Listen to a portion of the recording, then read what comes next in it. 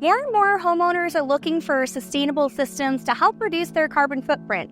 Often we see them install solar panels or on-demand water heaters, but in today's segment, we're going to talk about geothermal heating. What I love about this home is that these owners did not have to compromise their architectural integrity in order to have sustainability. From the permeable pavers in the driveway to the EV charger, and of course the geothermal heating that nets them a heating bill of less than $200 a year.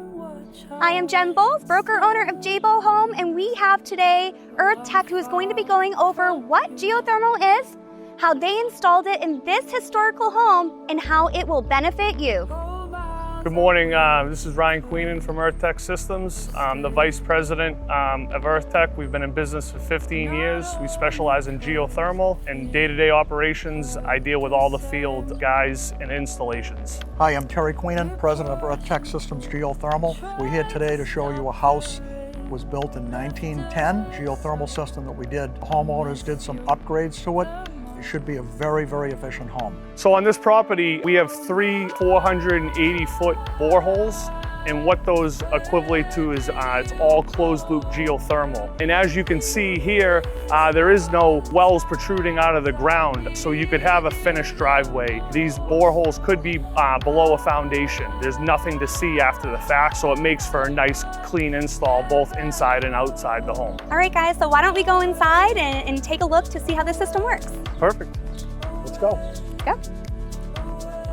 Terry and Ryan, there is a lot that's down here, so I just want, if you could, unpack what's going on, tell us what all the gadgets do, and kind of really walk us through how a geothermal system really works.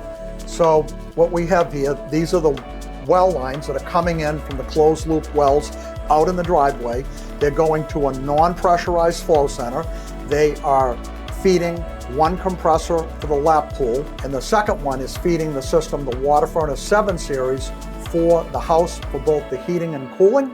Also, all brand new ductwork in the basement and up through the house. Okay, so now we're looking at the Water Furnace 7 series that heat and cools the home. This house has 6 zones, variable speed compressor, Wi-Fi enabled. You can remotely, wherever you are in the world, operate this system. If you want to leave your heat off for a few days, you're on vacation, whatever the scenario is. So this unit, on top of being able to generate hot water for heating, it will also generate hot water for cooling, stored into our bank tank. So here we have the non-pressurized flow center.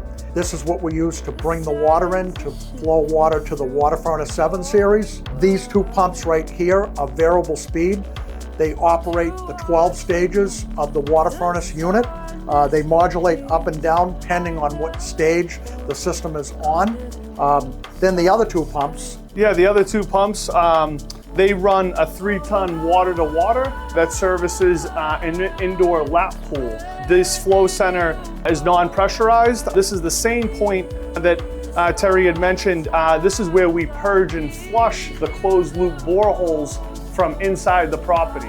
So when we're doing an installation and a startup, everything is done from right here for outside, that pertains to the outside boreholes.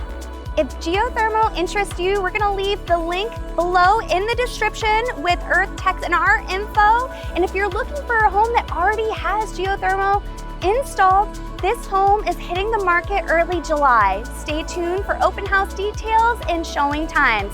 We'll see you next time.